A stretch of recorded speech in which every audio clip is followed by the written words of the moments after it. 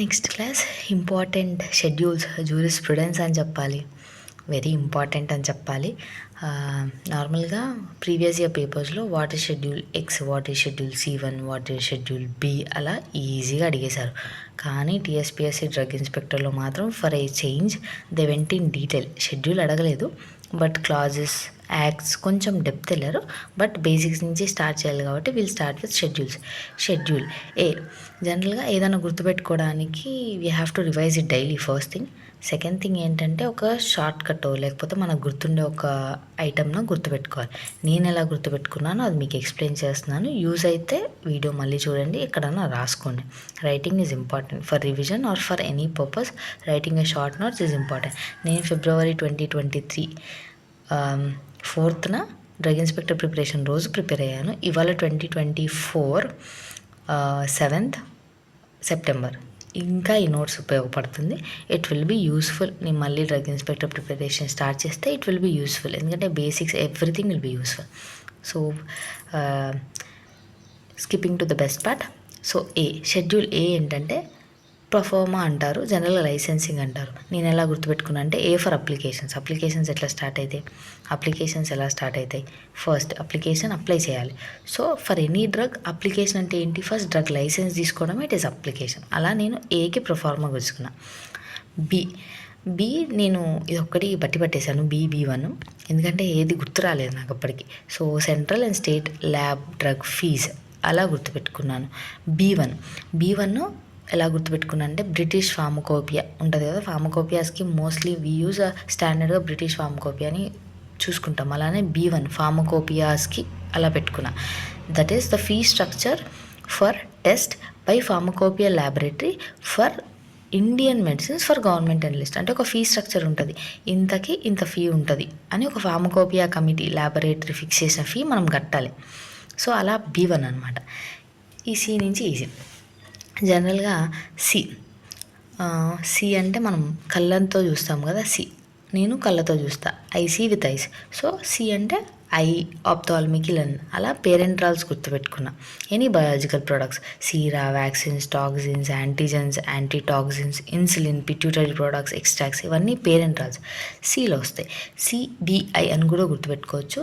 CBI అంటే central, మనం ఎలా గుర్తుపెట్టుకోవాలంటే biological products, B for biological products అని గుర్తుపెట్టుకున్నా. అలా CBI వచ్చింది.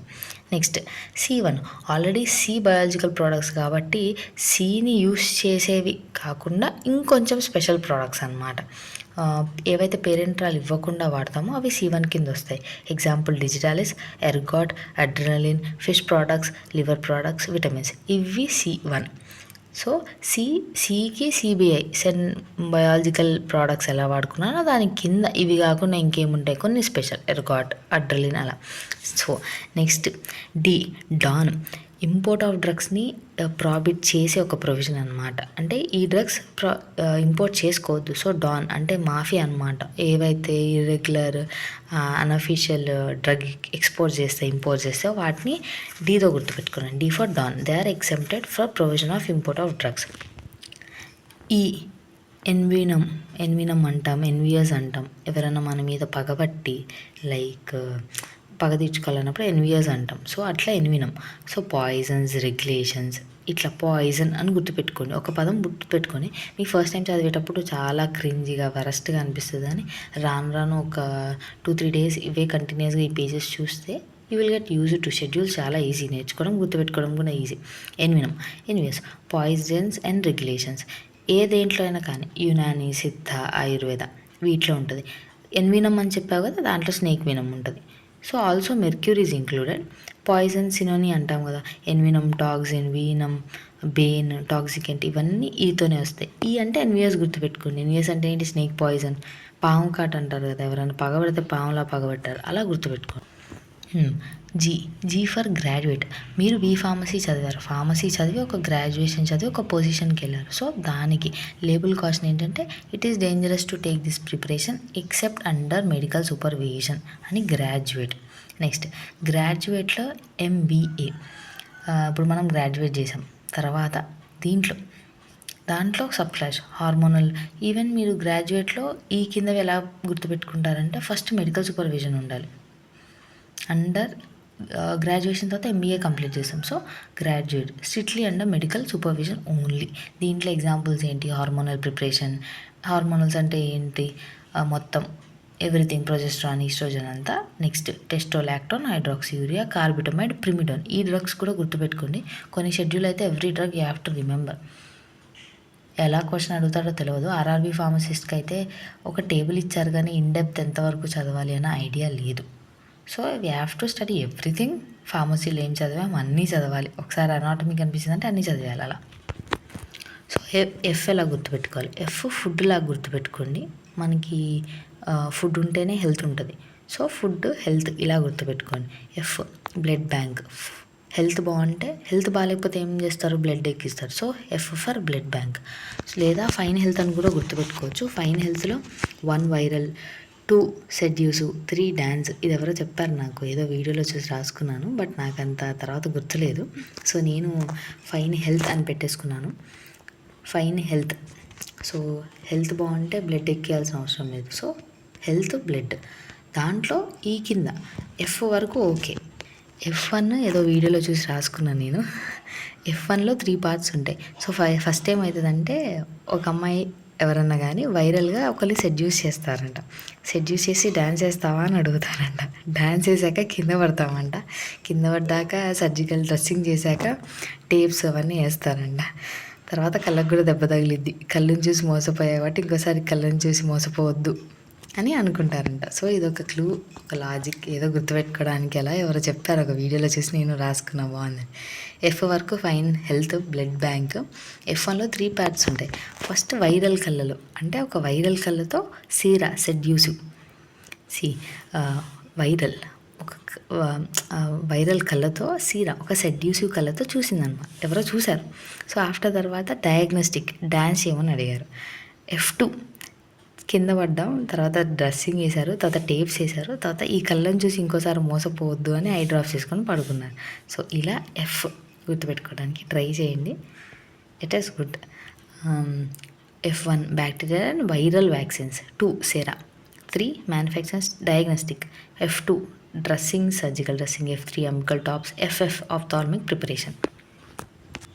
Next H.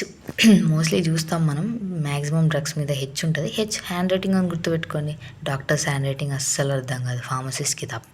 So under only registered medical practitioner, ఇలా హ్యాండ్ రైటింగ్ గుర్తుపెట్టుకోండి.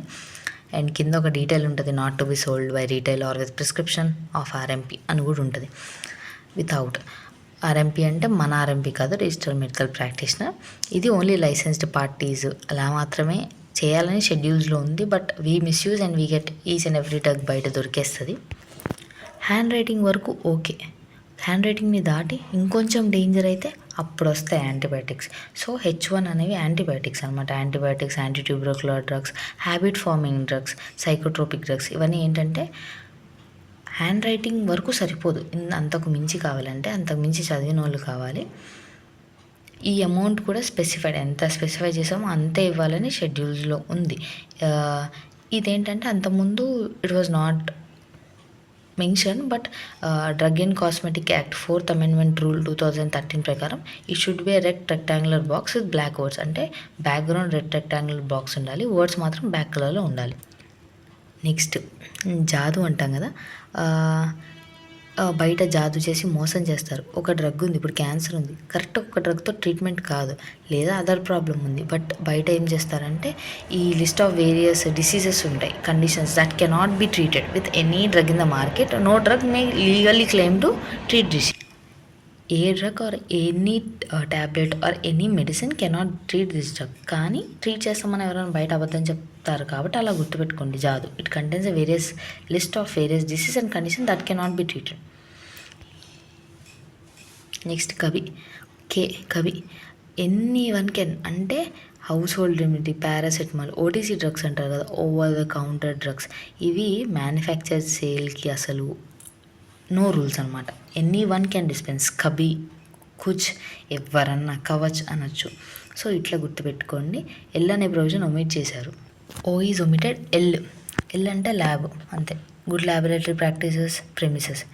ఎం manufacturing, M for manufacturing, good manufacturing practices, factory premises, equipment. M for manufacturing. M1 మళ్ళీ ఉంటుంది. Next ఎంలో manufacturing వరకు okay, తర్వాత M1 ఉంటుంది. ఇప్పుడు మ్యాథ్స్లో ఏమొస్తుంది? LCM వస్తుంది. సో మనం ఏం చేద్దామంటే LCM బదులు HCM అని గుర్తుపెట్టుకోండి. M1 ఏమో హోమియోపతిక్, M2 ఏమో కాస్మెటిక్, M3 ఏమో మెడికల్ డివైసెస్. ఇలా గుర్తుపెట్టుకోండి. జనరల్గా M మ్యానుఫ్యాక్చరింగ్ కదా, కానీ Mని మ్యాథ్స్ కూడా అనుకోవచ్చు. సో మ్యాథ్స్లో జనరల్గా ఏముంటుంది? LCM ఉంటుంది. So you take HCM. So homeopathic, cosmetic, medical devices. So హోమియోపతిక్లో ఇంకొంచెం డెప్త్ వెళ్తే it would be part ABCDE వస్తుంది. ఏ పార్ట్ స్టెరైల్ ప్రోడక్ట్స్ వస్తుంది, B ఓరల్ సాలిడ్స్ వస్తుంది, oral liquids, topical, meter dose, inhalers. ఈ 5కి షార్ట్ కట్ ఏమీ నేను గుర్తుపెట్టుకోలేదు. హోమియోపతిక్ తర్వాత జస్ట్ ఐ థింక్ ఫస్ట్ ఎక్కడి నుంచైనా పేరెంటల్ స్టార్ట్ చేస్తాం ఏదైనా ఫస్ట్ ఎమర్జెన్సీ ప్రాసెస్లో. So sterile products, ophthalmic parenterals, next solids, తర్వాత లిక్విడ్స్, తర్వాత టాపికల్స్, తర్వాత ఇన్హేలర్స్. ఇలా గుర్తుపెట్టుకున్నా. M2 cosmetic, M3 medical. M manufacturing ఈజీగానే గుర్తొస్తుంది, కానీ M1 వచ్చినప్పుడు మ్యాథ్స్ గుర్తుపెట్టుకోండి. LCM వల్ల HCM గుర్తుపెట్టుకోండి. Homoeopathic, cosmetic, medical devices. N schedule N కొత్తది, న్యూ అంటే ఫార్మసీ. కొత్త ఫార్మసీ పెడుతున్నాం. రెగ్యులేషన్స్ ఏంటి, రూల్స్ ఏంటి, తక్కువ మినిమం ఎక్విప్మెంట్స్తో ఒక ఫార్మసీ ఎలా పెట్టచ్చు అనేది ఒక షెడ్యూల్ N అనమాట. ఓ యాక్చువల్గా డిస్ఇన్ఫెక్టెంట్స్. OD అంటాం కదా, OD once daily. So every రోజుకి ఒక్కసారైనా హౌస్ని క్లీన్ చేసుకోవాలి డిస్ఇన్ఫెక్టెంట్స్. ఎందుకు? డిసీజెస్ ఏమి రాకుండా ఉండడానికి. ఇప్పుడు టైఫాయిడ్ సీజన్ కాబట్టి టైఫాయిడ్స్ ఇవన్నీ జనరల్గా డిసీజ్ సీజన్స్ కాబట్టి ఒక్కసారైనా డిస్ఇన్ఫెక్టెంట్స్తో క్లీన్ చేసుకోండి. OD once daily. OD O means disinfectants. O1 black fluid, white fluid అని ఉంటుంది. O2 అదర్ ఫ్లూయిడ్స్ ఉంటుంది. షెడ్యూల్ P ఏంటంటే ఒక పీరియడ్ ఆఫ్ టైం అని పెట్టుకోండి. పీరియడ్ ఆఫ్ టైం అంటే requirement and regulation of life period and storage of various drugs. ఒక పీరియడ్లో ఎంత పీరియడ్ ఒక డ్రగ్ స్టోరేజ్ ఉంటుంది అనేది P చెప్తుంది. P1 ఒక్కొక్క డ్రగ్కి వేరే సైజెస్లో ఎలా ప్యాక్ చేయాలని P1 చెప్తుంది. నెక్స్ట్ క్వీన్స్ ఏం చేసుకుంటారు? కలర్స్ వేసుకుంటారు, డైస్ వేస్తారు, హెయిర్స్కి పిగ్మెంట్స్ వేస్తారు. అవి కాస్మెటిక్లో Q అనమాట. Q1 సోప్స్లో పర్మిట్ చేసే కలర్. క్వీన్ గుర్తొచ్చిందంటే, క్వీన్ కలర్, డై ఇదంతా గుర్తొచ్చిందంటే Q1 కలర్స్ అని గుర్తొస్తుంది. రబ్బర్ అనుకోండి. Rules and regulations and requirements of condoms and mechanical contraceptives condoms రబ్బర్తో మేడ్ అవుతారు కాబట్టి అలా గుర్తుపెట్టుకున్నా.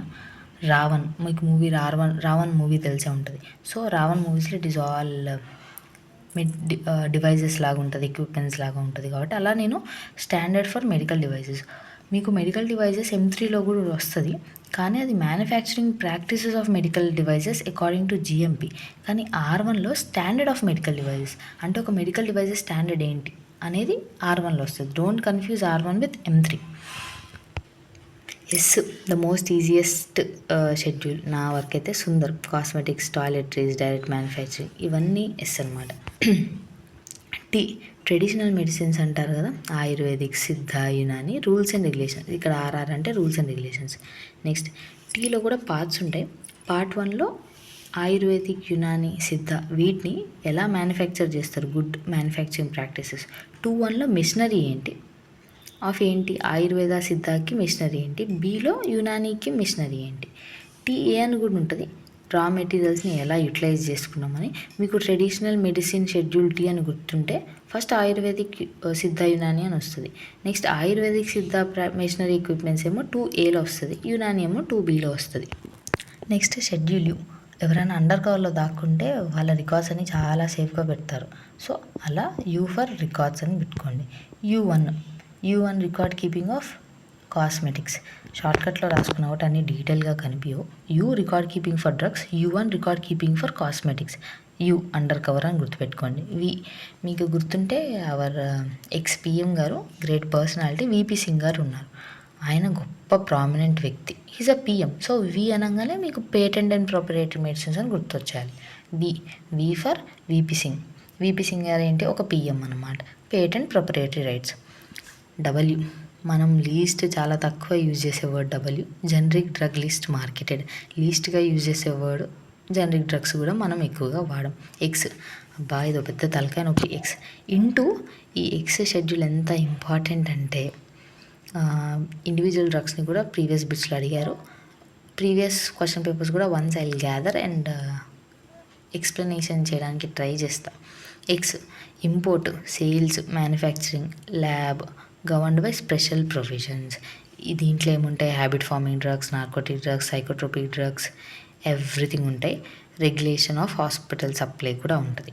నెక్స్ట్ ఎవ్రీ రిటైలర్ ఆ ఒక డ్రగ్ లైసెన్స్ని 2 years వరకు వీళ్ళది కాపీ పెట్టుకోవాలి. ఎగ్జాంపుల్ సెకోబార్బిటాల్, గ్లూటిథమైడ్, ఎక్స్ అనమాట. వై వీ జనరలీ ఆస్క్ ఎందుకు, వై? క్లినికల్ ట్రయల్స్ కూడా అంతే, వై వీ విల్ డూ అని ఎవరో అడుగుతారు. But it is useful for future generation, for every disease diagnosis, treatment, everything. Clinical trials requirement and guidelines of clinical trials. ఇవి schedule in depth videos కూడా I will go on doing.